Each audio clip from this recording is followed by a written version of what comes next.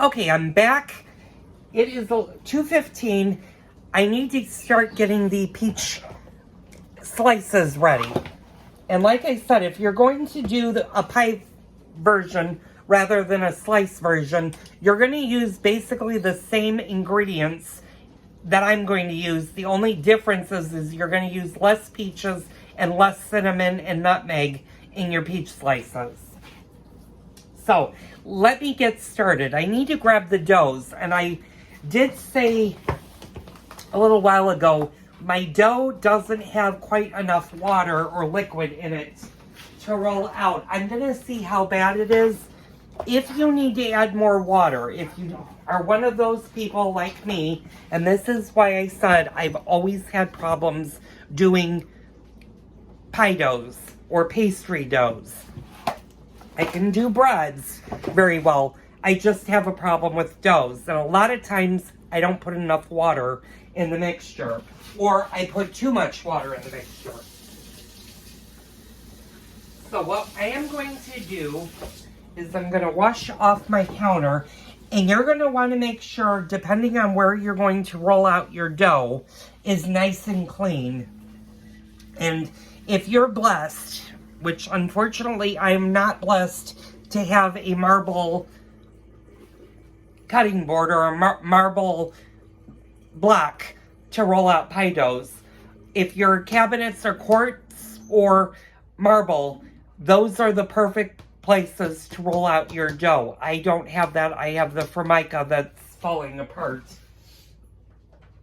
But if you're blessed to have a marble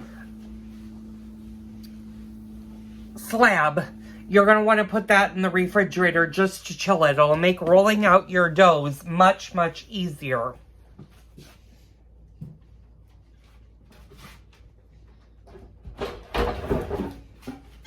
Now, I do have a cutting board that actually has the different sizes of the pie, and you guys can see the round. This gives you a diameter of how much you want to do when it comes to rolling it out. Since this is going to be for a sheet pan, I'm going to need to roll out a square and make it round. So what I'm going to do is I'm going to actually go ahead and get my rolling pin. And I know I talked about different rolling pins. This is a French rolling pin that has become my favorite. It's really easy to use. But I also have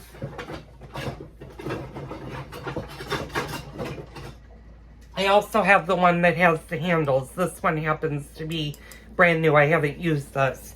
You can definitely use this. And that's just the old-fashioned rolling pin. So I'm going to see how my doughs have done.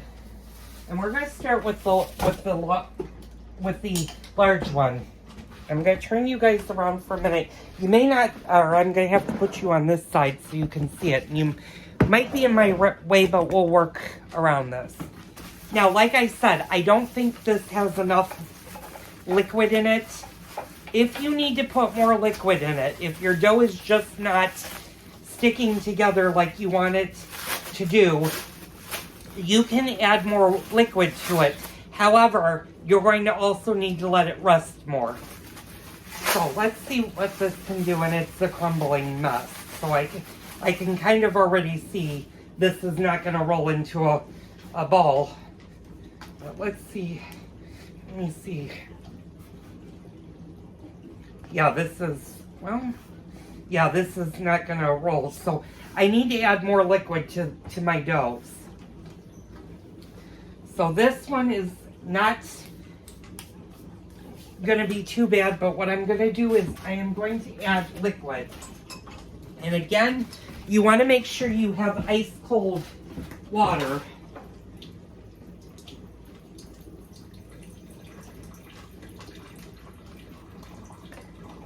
Only this time you don't necessarily need to put the ice cubes in, especially if you're using it directly from the refrigerator. It should be cold enough. And I just put a little bit in because It will depend on how much water you need to put in your dough. And what we're going to do is I'm going to put a little bit more water in here and get it to the consistency I need.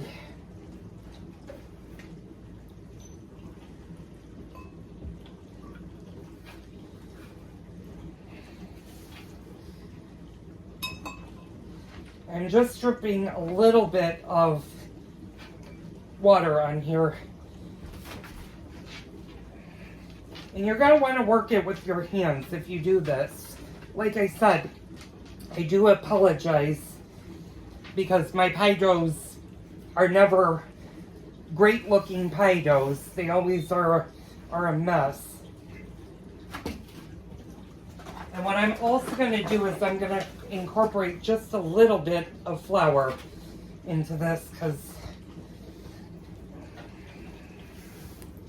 and this is going to make a huge mess. So, you know, all of the cooking shows that you've ever seen on YouTube or in person, they want you to see the best part. They don't want you to see the bloopers or the mistakes that are made.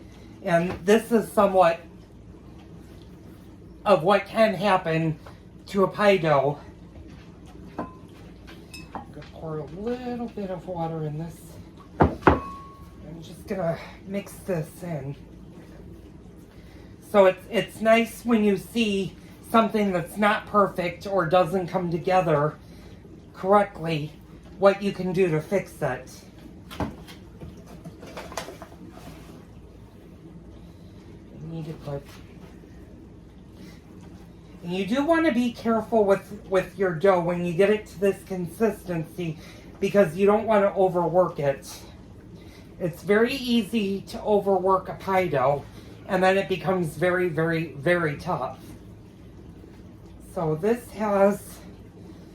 this is definitely holding more of its shape. So, and this is why earlier I said, you know, sometimes you use more water, sometimes you use less water.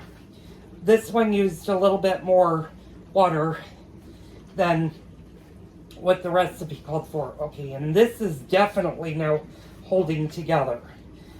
So what we're going to do is I'm going to put this in.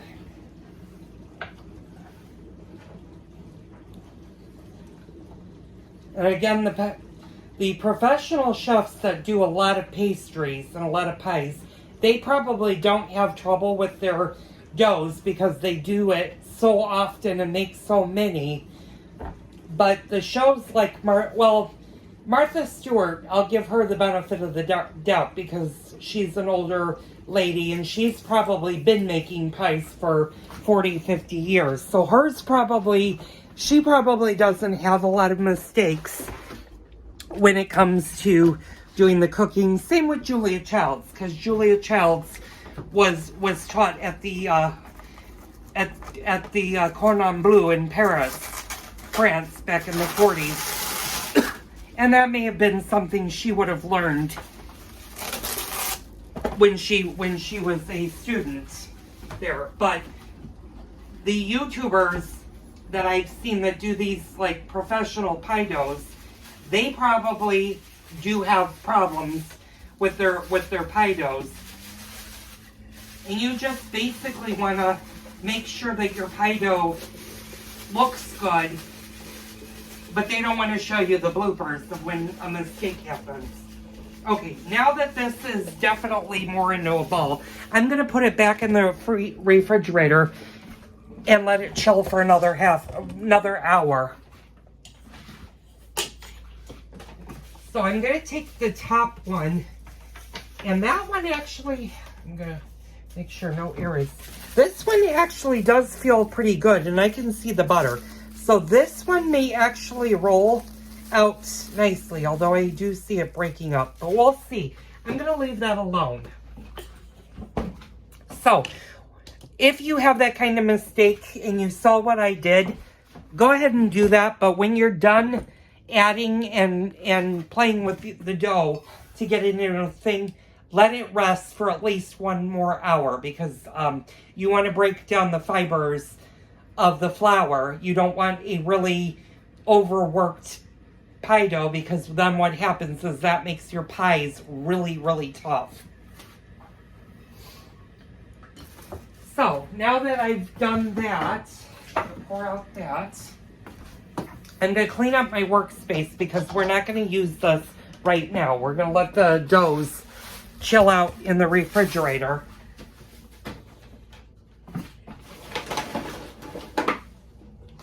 Oh, yeah, we need to take out the garbage because that melon is starting to stink.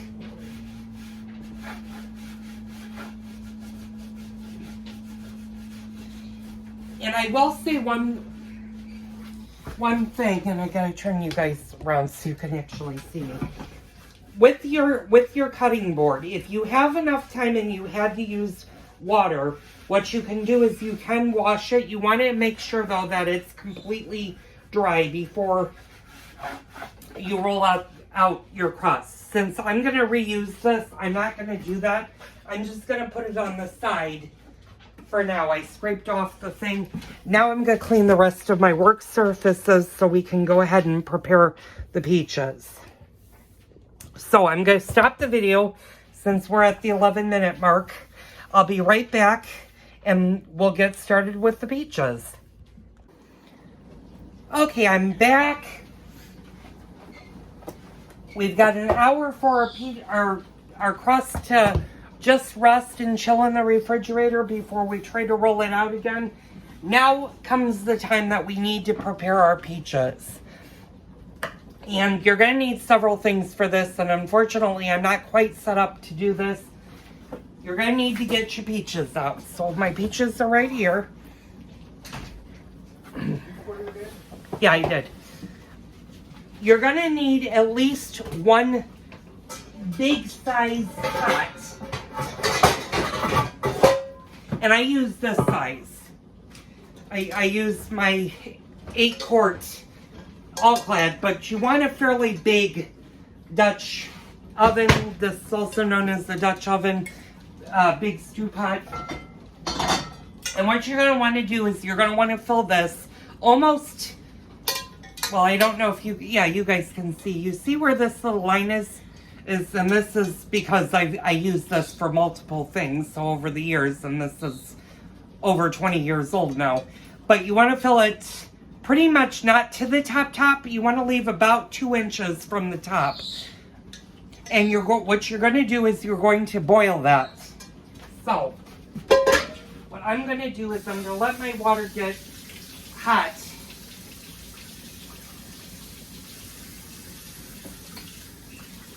Which that is. Okay. And the reason you want to boil water is you're going to dip your peaches in the boiling water so that you can peel them relatively easy. Trying to peel a peach that has not gone into boiling water is not fun. It's really, really, really hard to peel a peach, especially if it's a very ripe peach.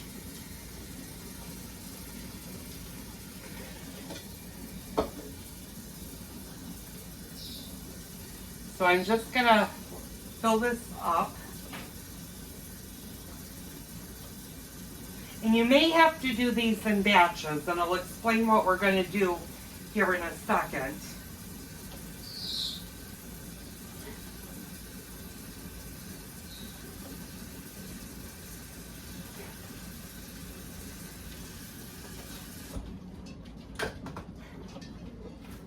Okay, now that that's done,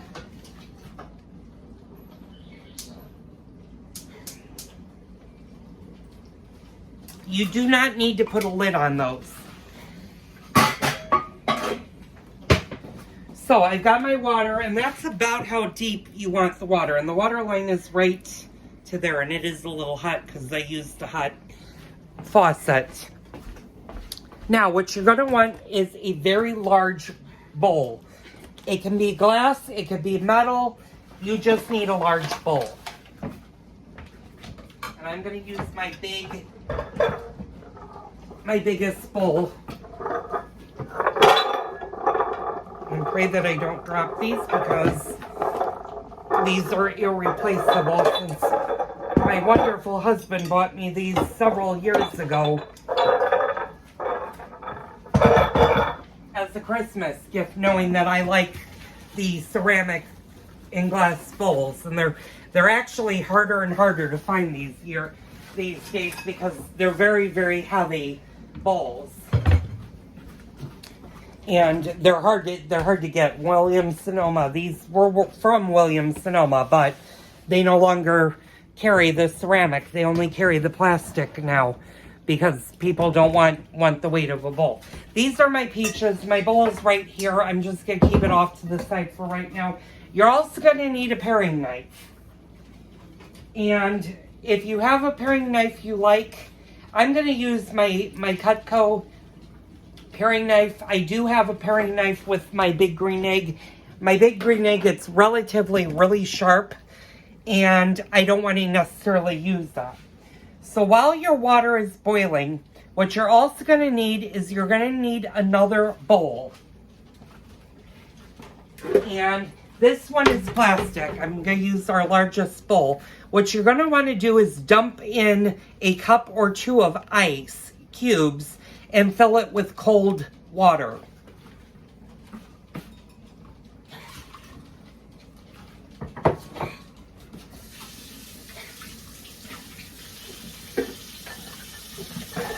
I'm going to turn you guys around for a second, or carry you guys with me for a second, and I'm just going to grab a glass.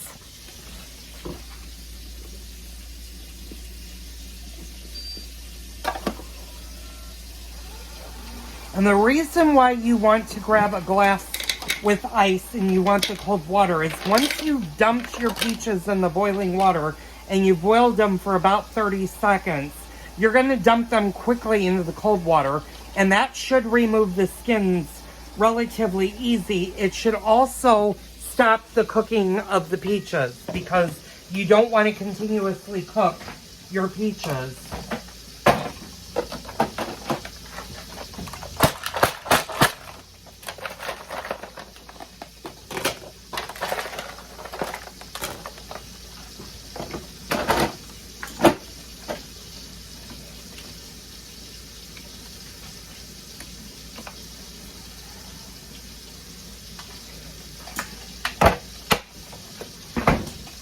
Okay, so I've got my ice. I've got my water running for cold water. Now what we're going to do, I'm going to put you guys over here. I'm just going to fill my cold water with my ice. And if your ice melts, don't worry about it. The water will be cold enough, as long as you make sure that your faucet is on the coldest setting. And the ice will help cool it even more. You just want to prevent your peaches from continuing to cook. And you want them to be cool enough because you're going to need to peel, pit, and slice your peaches. And this makes it a lot easier to do.